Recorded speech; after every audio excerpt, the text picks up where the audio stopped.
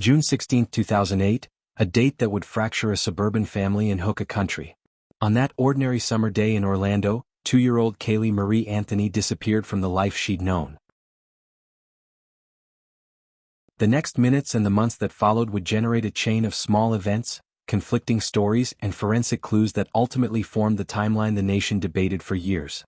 The earliest period after Caylee's last confirmed sighting is a fog of contradictions: who saw what and when, and why did Caylee Anthony tell the version she did? Family testimony later placed Caylee and Caylee leaving the grandparents' home on June 16.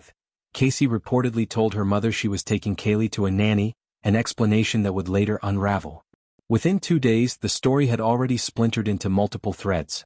Caylee's claims about a nanny named Zenaida Zani Fernandez Gonzalez, an alleged trip to Tampa, and tales of employment at Universal Studios that investigators found could not be substantiated. Those early hours set the tone. Small inconsistencies were not yet proof of a crime, but every discrepancy gave investigators and a hungry media something to examine. Friends and relatives offered different recollections of Caylee's demeanor, sometimes frantic, sometimes nonchalant, and each new version widened the gap between what the public wanted to believe and what the evidence would prove. As days turned into weeks, routine inquiries hardened into formal investigation. The Anthony family's grief was now accompanied by suspicion and heated media interest. Family members publicly pleaded for Caylee's safe return. Police checked the reported nanny's apartment, which turned out to have been vacant for months, and traced Caylee's alleged places of employment. The questions multiplied. Where had Caylee been seen last? Who had access to the child? Why did Caylee's accounts change? On July 15 to 16, 2008, the case took a decisive turn.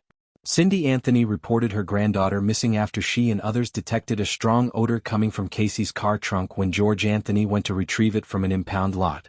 That smell, described by some witnesses as the smell of human decomposition, triggered intensified police scrutiny. Within 24 hours, Caylee Anthony was arrested and charged with child neglect, giving false information to law enforcement, and interfering with a criminal investigation. Caylee's arrest on July 16, 2008, did not close the book.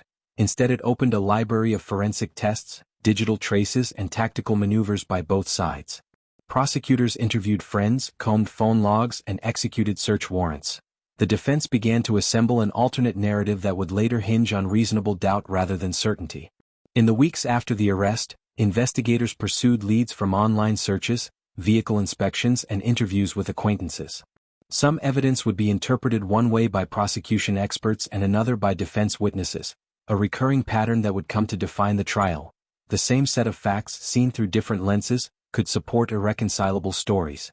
On December 11, 2008, roughly 6 months after Caylee was last seen, human remains were recovered in a wooded, swampy area not far from the Anthony family home.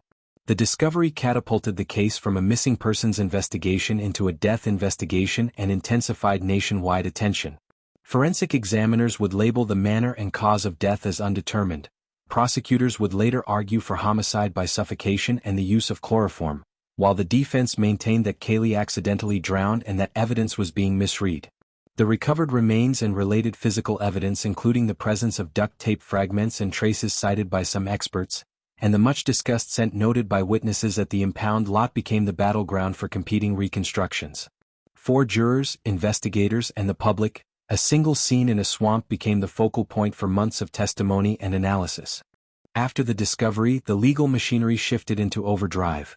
Indictment, pretrial motions, forensic reports, and years of preparation. By the time the trial began in 2011, the narrative had been rewritten in countless headlines and on cable panels.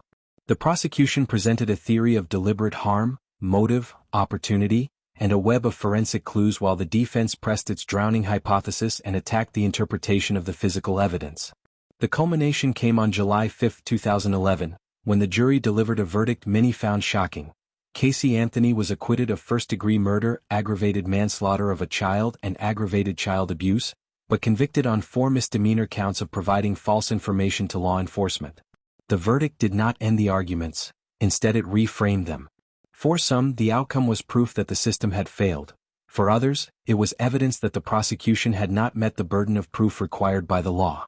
What makes this story compelling is how trivial moments became pivotal. A phone call not made, a trunk opened, an apartment emptied months earlier, an online search query, a chance smell at an impound lot. Over 48 hours, misstatements and misdirections seeded suspicion. Over 6 months, physical evidence and investigative choices hardened into the narrative put before a jury. The Caylee Anthony story is a cautionary study in how small gaps and delays can magnify into unanswered questions that outlive the events themselves. Even years later, the dates remain touchstones. June 16, last seen; July 15 to 16, reporting and arrest; December 11, remains found; and July 5, 2011, verdict. Those milestones are anchors for documentary episodes, forensic re-examinations, and endless public debate about guilt, proof, and the court of public opinion.